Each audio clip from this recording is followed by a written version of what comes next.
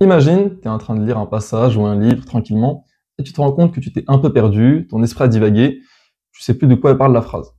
Normal, il n'y a pas de souci, tu reviens en arrière, tu relis la phrase. Et là, tu te rends compte qu'en fait, tu es tellement perdu que c'est pas la phrase que tu n'avais pas lue, mais tout le paragraphe. Parfois, ça peut même aller jusqu'à toute une page que tu as lue dans le vide. En plus d'être très démotivant, énervant, tu te tires une balle dans le pied au niveau de la vitesse de lecture. Parce que si tous les chapitres ou toutes les quelques pages, tu dois revenir en arrière d'une demi-page, voire une page, tu perds énormément de temps et tu te casses dans ton rythme de lecture. Donc, dans une optique de lecture rapide, on veut absolument éviter ça un maximum. Mais avant de t'expliquer comment faire, salam alaikum, je m'appelle Abdelaziz. Sur cette chaîne, je te parle de lecture rapide. Si ça t'intéresse, n'hésite pas à t'abonner. Donc, ce problème-là, c'est ce qu'on appelle des retours en arrière.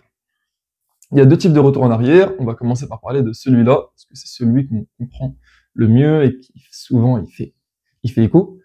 Donc c'est quand tu lis et que juste tu te perds dans ta lecture, ton esprit divague. Donc parfois c'est juste t'es en train de, si tu lis un livre historique ou un roman ou n'importe quoi, parfois tu t'imagines la scène, tu essaies de penser à comment ça a dû se passer et tu continues de lire en même temps et du coup tu te perds entre les deux et tu sais plus trop où est-ce que t'en es. Et souvent, ça, ce à quoi c'est dû, que ce soit dans ce cas-là ou dans d'autres cas de lecture, donc même, c'est pas forcément dans un livre d'histoire que ça arrive, c'est parce que tu manques de concentration. En fait, tu es plus concentré dans la lecture, tu es concentré sur autre chose.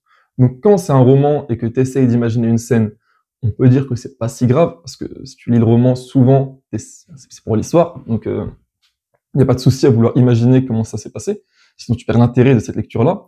Mais c'est embêtant lorsque tu lis un livre informatif, pardon, et que tu veux donc juste en déduire des informations ou apprendre quelque chose de ce livre, et que tu gardes cette habitude de perdre ta concentration pendant la lecture et de penser à autre chose.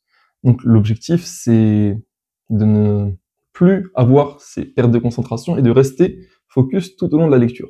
Maintenant, comment rester focus tout au long de la lecture? C'est assez simple en théorie, mais la pratique, c'est que c'est compliqué parce qu'il y a plusieurs habitudes à mettre en place et plusieurs choses à abandonner. Donc déjà, ce qui va pouvoir te permettre d'être plus concentré au fil de ta lecture, je suis un peu en train de prêcher ma paroisse d'une certaine façon, mais c'est de lire plus vite. En fait, quand tu lis plus vite, la lecture, elle est plus intéressante. Et quand la lecture, elle est plus intéressante, tu as moins envie de la lâcher. Donc, le problème à notre époque, c'est qu'on est souvent très distrait.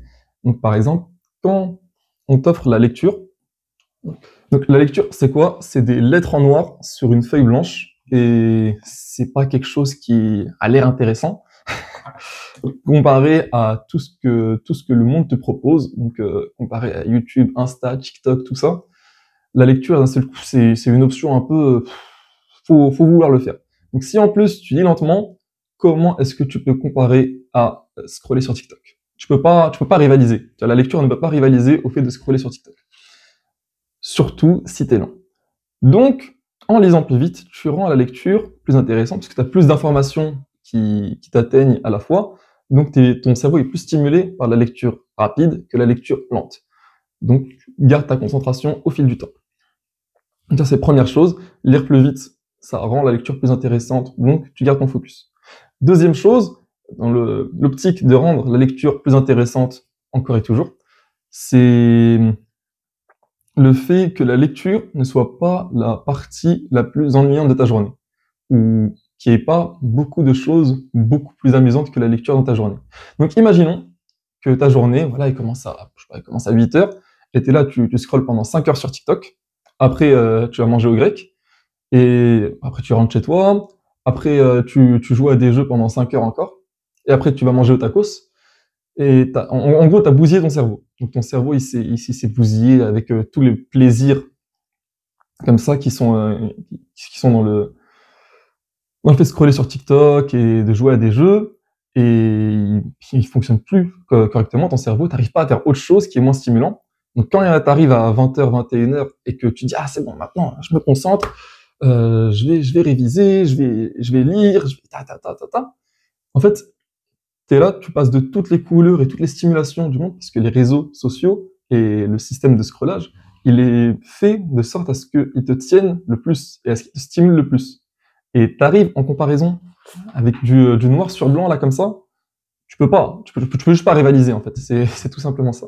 Donc, si tu diminues de ces distractions et que la lecture, ça devient la partie où tu t'amuses le plus de ta journée, sans forcément arriver à là, ou la partie pendant laquelle tu t'amuses le plus pour le moment de la journée, d'un seul coup, la lecture, elle monte en niveau. Donc, par exemple, imaginons, au lieu d'attendre le soir pour lire, après que tu as eu toutes les distractions du monde, ce que tu peux faire, c'est de taper la lecture au début de la journée, avant que tu aies touché à tout ça. Donc, imaginons, tu te dis, vas-y, règle simple, je lance pas Insta jusqu'à 13h, je lance pas Insta avant 13h, et donc ta lecture, tu l'as fait avant 13h. Et à ce moment-là, si t'as pas eu trop de stimulation avant 13h, la lecture, c'est quand même plus intéressant que de traîner à rien faire dans sa chambre. Donc, tu vas trouver ça comme quelque chose d'intéressant.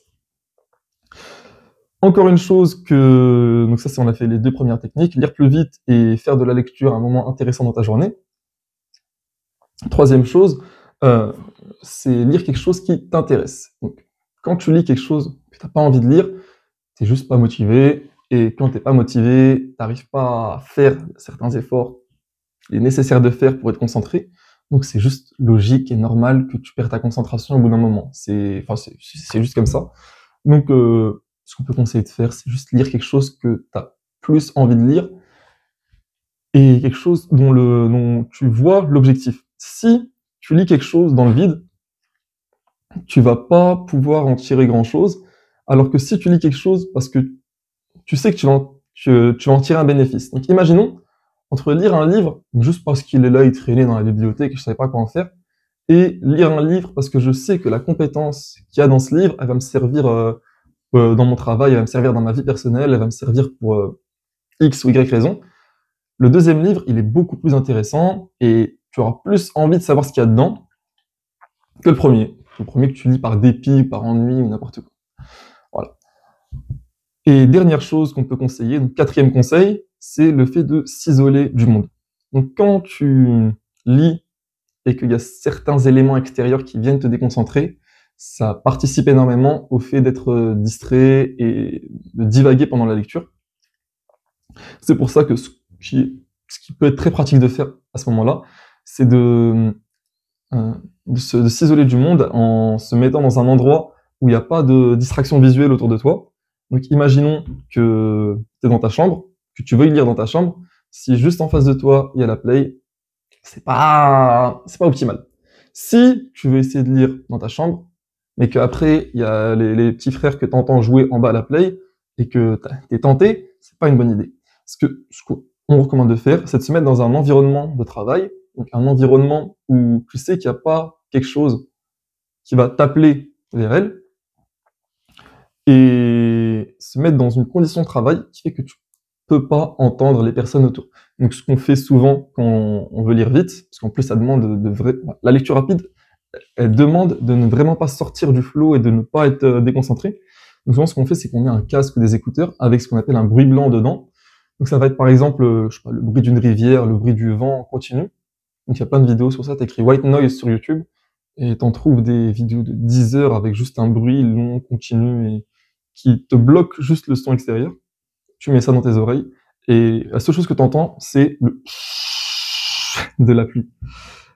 Et ça va te permettre d'être totalement séparé du monde extérieur. Donc voilà, c'est les quelques conseils qu'on peut mettre en place et avec l'entraînement, Inch'Allah, tu arriveras à lire sans être sorti de ton focus et donc tu n'auras plus à revenir en arrière. Parce que le problème principal qui pousse à revenir en arrière, c'est le manque de focus. Voilà, c'était Abdelaziz, j'espère que cette vidéo t'a plu.